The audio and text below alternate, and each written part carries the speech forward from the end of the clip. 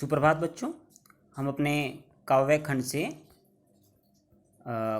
कबीर दास की साखियाँ और शब्द भाग 1 कर चुके हैं। 2 हमने नहीं करना, हमारे पाठ्यक्रम में नहीं है। ठीक है। और अभी हम करेंगे शब्द भाग से, जो शब्द है हमारा, उस भाग से हमारे प्रश्नोत्तर। देखो, शब्द में कुल मिलाकर 1 2 3 4 5 6 प्रश्न दे रखे हैं, लेकिन हमारे पाठ्यक्रम में केवल 3 ही प्रश्न हैं, क्योंकि शब्द के 2 भाग थे ना, भाग 1 भाग 2। 2 हमने नहीं करना। ये वाला भाई संतो भाई आई ज्ञान के आंधी, ये वाला नहीं करना। कौन से वाला करना हमने? सुपर वाला।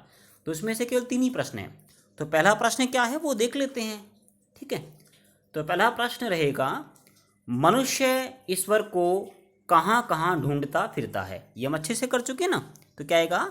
मनुष्य ईश्वर को मंदिर, मस्जिद, काबा, कैलाश आदि स्थानों पर या आदि धार्मिक स्थानों पर ढूंढता फिरता है।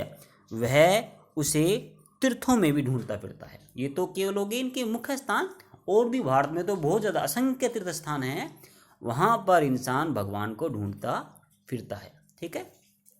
प्रश्न संख्या 2, इसे आप 9 भी बोल सकते हो। कबीर ने ईश्वर प्राप्ति के लिए किन प्रचलित विश्वासों का खंडन किया है?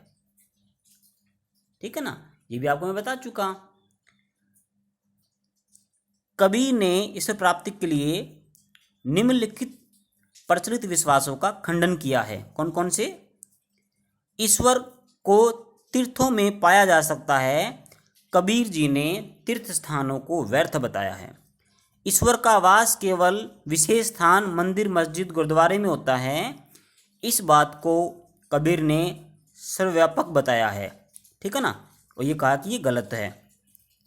ईश्वर को किसी विशेष क्रियाक्रम, योग, जादू टोने से पाया जा सकता है। इस बात को भी कबीर ने खंडन किया है और पाया है कि ये विश्वास भी भारतवर्ष में सभी व्यक्तियों में पाए जाते हैं। आ गया समझ में?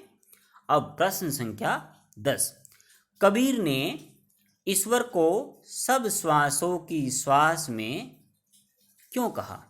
ठीक है ना। कबीर ने ईश्वर को सब श्वासों की श्वास में क्यों कहा?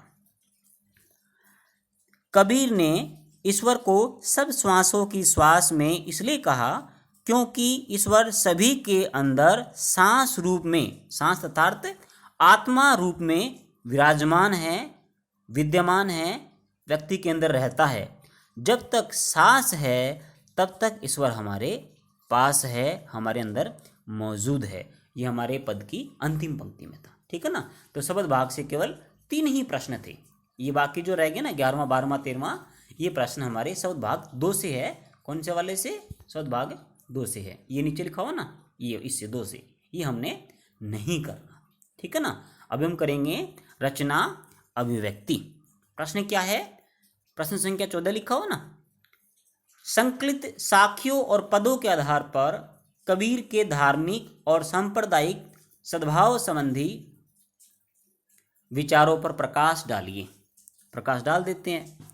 संकलित साखियों और पदों के आधार पर कबीर के धार्मिक और सांप्रदायिक सद्भाव संबंधी विचारों पर प्रकाश डालिए। अर्थात इन साखियों और पदों के माध्यम से कबीर दास जी धर्म और संप्रदाय के बारे में क्या क्या कहना चाहते हैं, वो क्या सोचते हैं। बिल्कुल आसान है। अगर आपने ध्यान से पढ़ा होगा तो आप बता सकते हो स्वयं लिख के, फिर भी मैं आपको करा देता हूँ।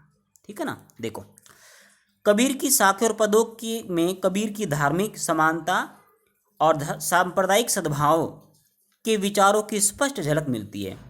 वे हिंदू और मुसलमान दोनों को ढोंग आडंबरों का सशक्त विरोध करते, ठीक है ना, विरोध करते हैं। वो वे काबा और काशी में कोई अंतर नहीं मानते। उनके विचारानुसार, उनके अनुसार या कबीरदास के अनुसार ईश्वर मंदिर या मस्जिद में कहीं नहीं बसता।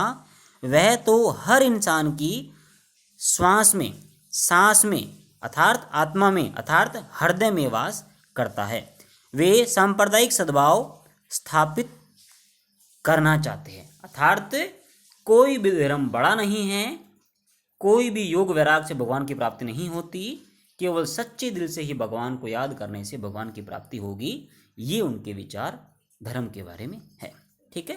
अभी प्रश्न संख्या 15 है। भाषा अध्ययन बिल्कुल आसान है। निम्नलिखित शब्दों के तत्सम रूप लिखिए, बिल्कुल आसान है, मैं आपको पहले ही बता चुका। देखो, पखा पखी क्या आएगा?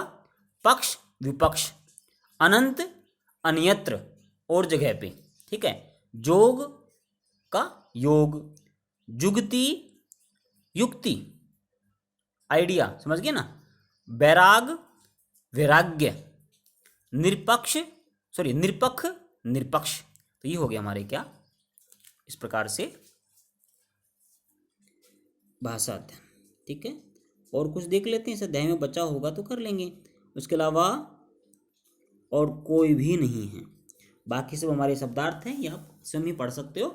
इस प्रकार से हमारा ये अध्याय रचना अभिव्यक्ति के साथ संपूर्ण हुआ। तब तक के लिए धन्यवाद।